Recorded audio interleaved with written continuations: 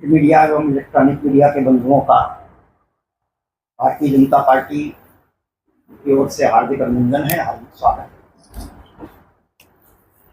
नगरीय निकाय चुनाव के लिए भारतीय जनता पार्टी ने जो अटल विश्वास पत्र के नाम पर संकल्प पत्र घोषित किया है, उस संदर्भ में विषय रखने के लिए अपने इस क्षेत्र के पूर्व सांसद अभिषेक सिंह जी यहाँ उपस्थित हैं।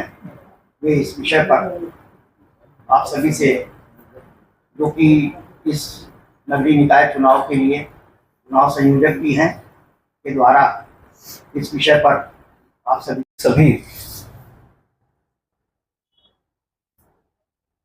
प्रिंट और इलेक्ट्रॉनिक मीडिया के सभी वरिष्ठ जनों का भारतीय जनता पार्टी के इस कार्यालय में नगरीय निकाय के चुनाव के दौरान भारतीय जनता पार्टी के प्रदेश अध्यक्ष के निर्देश से नगरीय निकाय चुनाव को ध्यान में रखते हुए एक अटल विकास पत्र तैयार किया गया है, जो आने वाले 5 सालों में छत्तीसगढ़ के हर शहर के विकास के दृष्टि से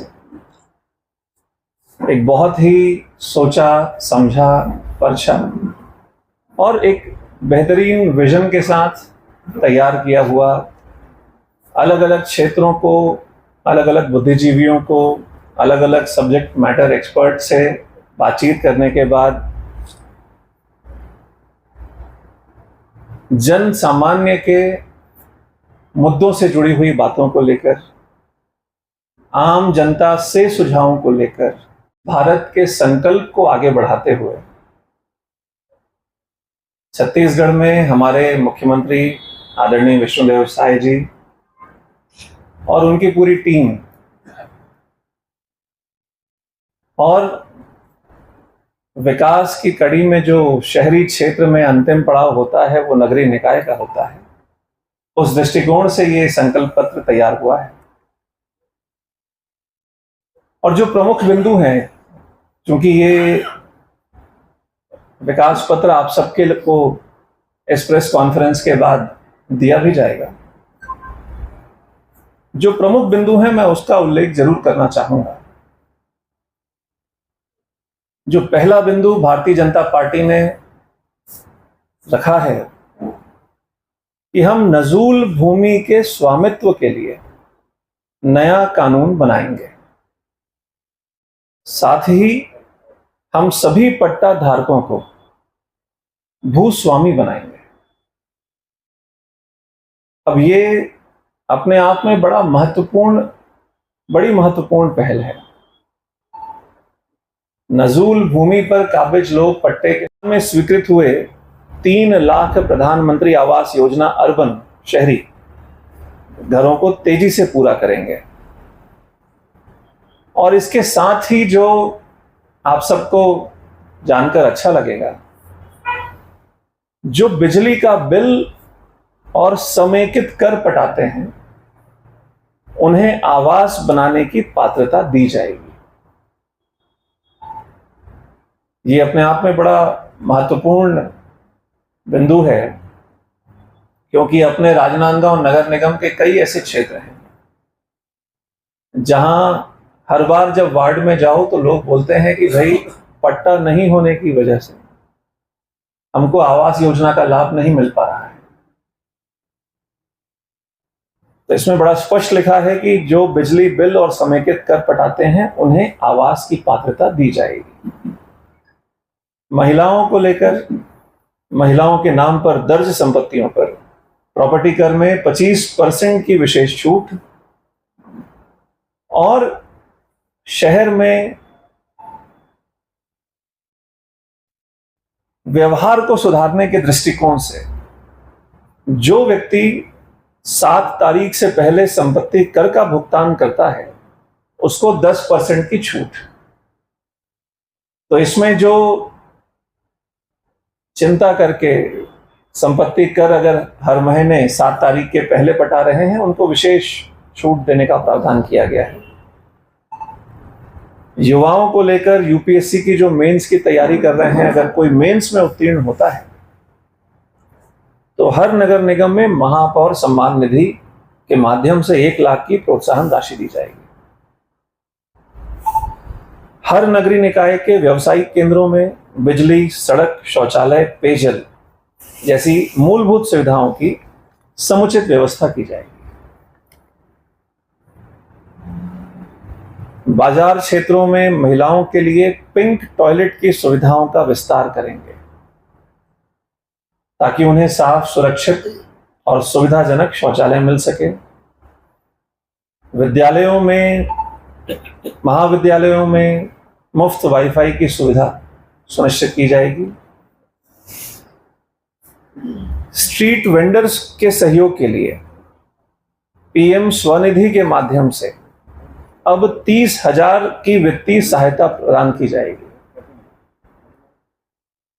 और इसके साथ शहरों में स्मार्ट वेंडिंग जोन और फूड स्ट्रीट्स की स्थापना की जाएगी और एक समुचित नीति बनाई जाएगी जिससे सड़क में होने वाले व्यापार को व्यवस्थित तरीके से हम बढ़ा सकें। स्टूडेंट्स हैं, जो छात्राएं हैं, उनके लिए फ्री सैनिटरी नैपकिन की उपलब्धता को सुनिश्चित किया जाएगा। ये बड़ी संवेदनशील पहल है और इसको लेकर निश्चित रूप से सारे ही स्कूलों में, कॉलेजेस में हम छात्राओं को लेकर एक बेहतर वातावरण का निर्माण करने में, उनके लिए सुविधाजनक परिस्थितियों का निर्माण करने में आगे बढ़ेंगे। स्व सहायता समूहों के लिए हर नगर निगम में बर्तन बैंक की स्थापना होगी और महतारी वंदन योजना के एसएचजी के लाभार्थियों को 2.5 लाख तक का ऋण और मुफ्त में ट्रेनिंग, प्रशिक्षण दी जाएगी ताकि वे आर्थिक रूप से सशक्त और आत्मनिर्भर बन सकें। यूजर चार्ज का युक्तिकरण होगा। स्वच्छ और स्वस्थ छत्तीसगढ़ के निर्माण के लिए हर घर में कचरा बाल्टी, रात्रिकालीन सफाई और स्मार्ट वेस्ट मॉनिटरिंग सिस्टम के माध्यम से कचरा संग्रहण मार्गों की ट्रैकिंग करेंगे। माई सिटी ऐप, जो नगर निगम की सभी ऑनलाइन सेवाओं को जोड़ेगा और आम जनता के लिए अपने मोबाइल के माध्यम से अपने वार्ड, मोहल्ले और घर से जुड़ी हुई नगर निगम की समस्याओं को वो नगर निगम तक पहुंचाएंगे। हर जोन में एक एकीकृत सेवा केंद्र की स्थापना होगी, इंटीग्रेटेड जोन की स्थापना होगी ताकि लोगों को बार बार नगर निगम के दफ्तर के चक्कर ना काटना पड़े। हर घर तक स्वच्छ पानी पहुंचाने के लिए नल से जल की व्यवस्था को बेहतर करेंगे।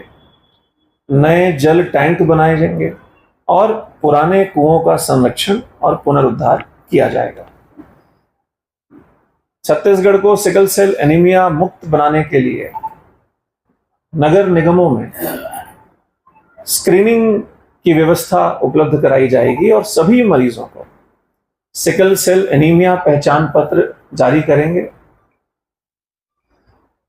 प्रत्येक तालाब के लिए प्रभावी प्रणाली स्थापित करेंगे और एसटीपी, सीवरेज ट्रीटमेंट प्लांट से जोड़ेंगे ताकि तालाबों की स्वच्छता बरकरार रहे। हम गोकुल नगर का विस्तार करेंगे ताकि गोवंश का संरक्षण, उनकी देखभाल और आवास के लिए बेहतर सुविधा उपलब्ध हो सके। शहरों में शासकीय जगहों पर कार और 2 पहिया वाहनों के लिए पार्किंग का निर्माण किया जाएगा। हर प्रमुख नगरीय निकाय में नालंदा परिसर के आधार पर सार्वजनिक अध्ययन केंद्र की स्थापना होगी और पुस्तकालयों में भी सीटों की संख्या में वृद्धि की जाएगी। ये प्रमुख 20 बिंदु और उसके बाद हर क्षेत्र में विस्तार से उसका उल्लेख आप सबके अवलोकन के लिए एक प्रति आप सबके लिए यहाँ मंगाई गई है और सभी पत्रकार भाइयों को, बंधुओं को इसको सौंपा जाएगा। और वार्डों में, क्षेत्रों में एक बड़ा अच्छा माहौल जो बातें इसमें की गई हैं उसको लेकर दिख रहा है। घोषणा पत्र को लेकर, विश्वास पत्र को लेकर अगर कोई विषय है तो आप सबका स्वागत है। राजनांदगांव के एक पत्रकार है अतुल श्रीवास्तव, अस्वस्थ है, इन दिनों स्वास्थ्य लाभ ले रहे हैं। उनकी तरफ से एक सवाल है कि अटल विश्वास पत्र की जरूरत क्यों पड़ी? क्या मोदी की गारंटी फेल हो चुकी है?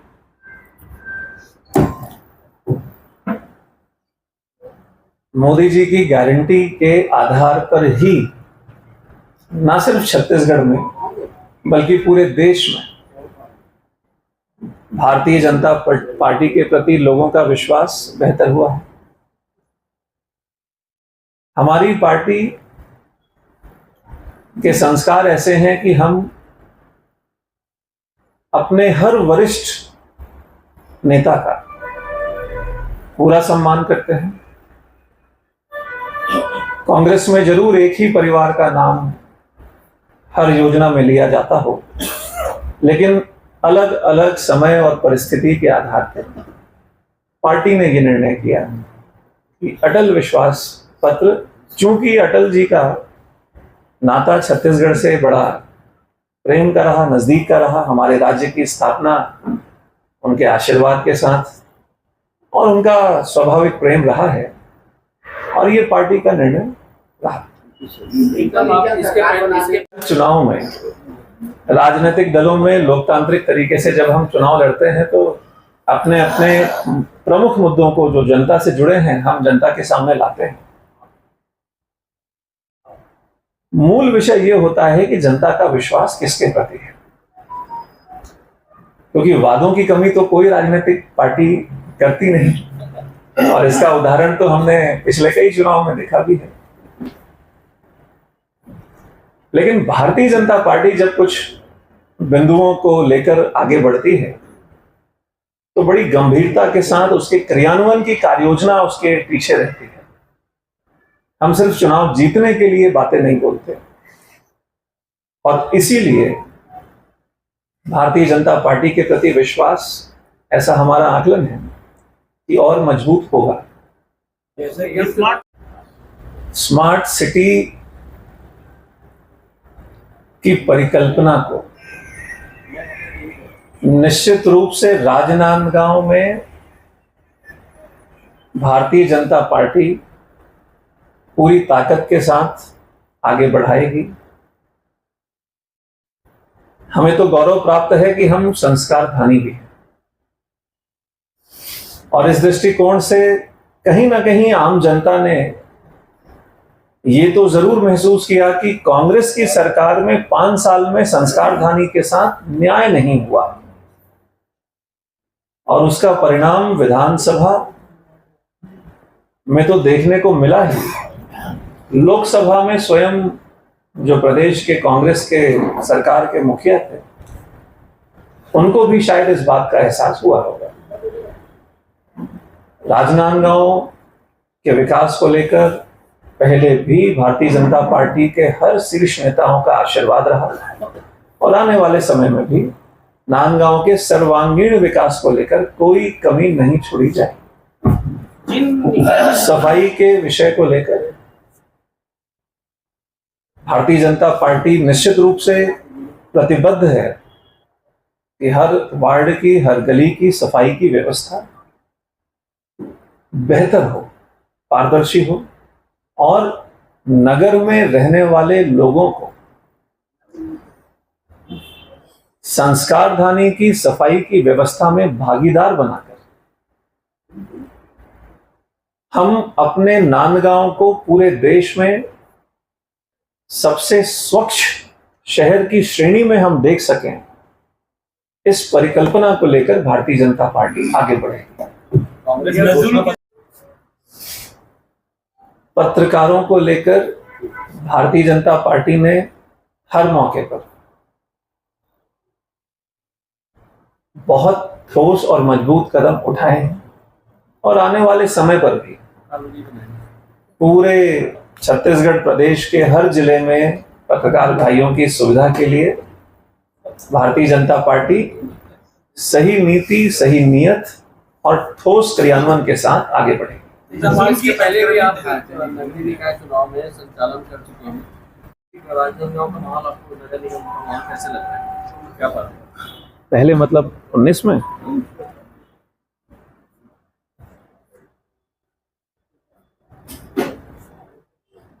अभी तक के देखिए, चुनाव में परिणाम के पहले बहुत ज्यादा बोलना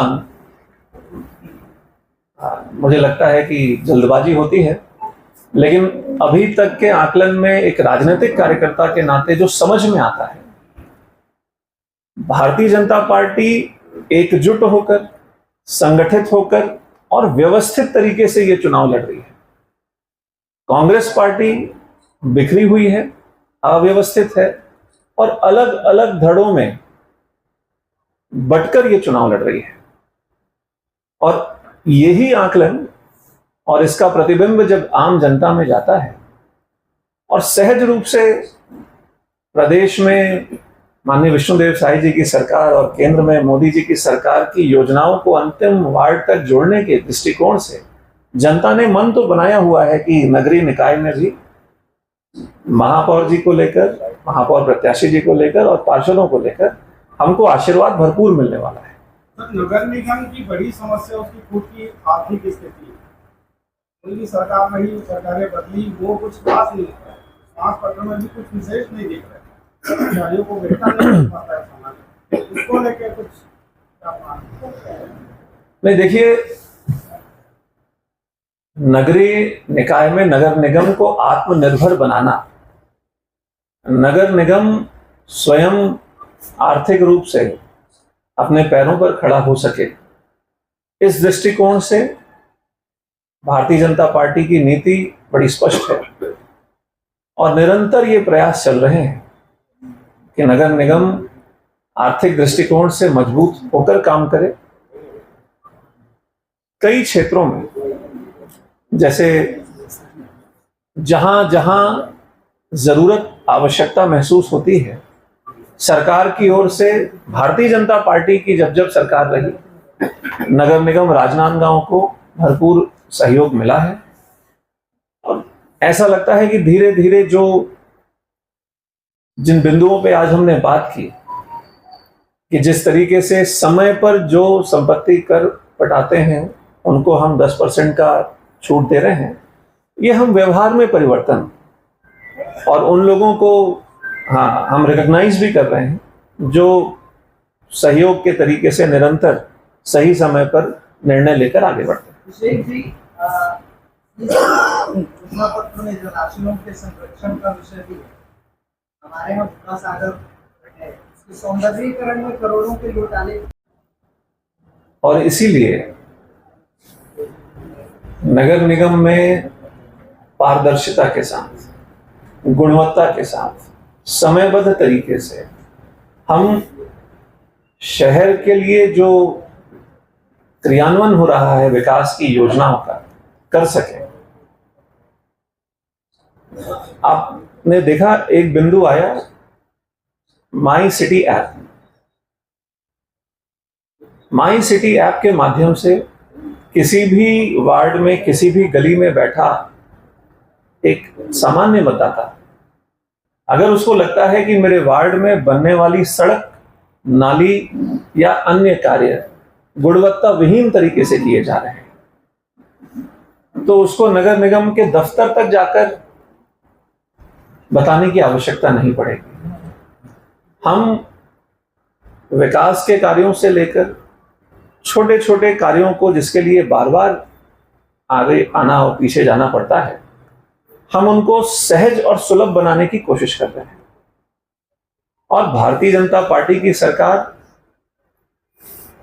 और कार्यकर्ता ये जानते हैं कि हर 5 साल में जनता के सामने अपने कार्यों की समीक्षा को लेकर, एक तरीके से लोकतंत्र में जनता ही जनार्दन है और उसका ही फैसला लोकतंत्र में अंतिम होता है, तो अपने कार्यों के गुणवत्ता को लेकर, कार्यों की शैली को लेकर हर 5 साल में हम चुनाव पर जाएंगे और उम्मीद करते हैं कि जो भ्रष्टाचार पिछले 5 सालों में हमने कांग्रेस की सरकार में देखा, आने वाले 5 सालों में एक स्वच्छ, पारदर्शितापूर्ण, गुणवत्ता के साथ कमिटेड नगर निगम की टीम हमको देखने को मिलेगी। सर, स्वच्छता दीदियों को हर महीने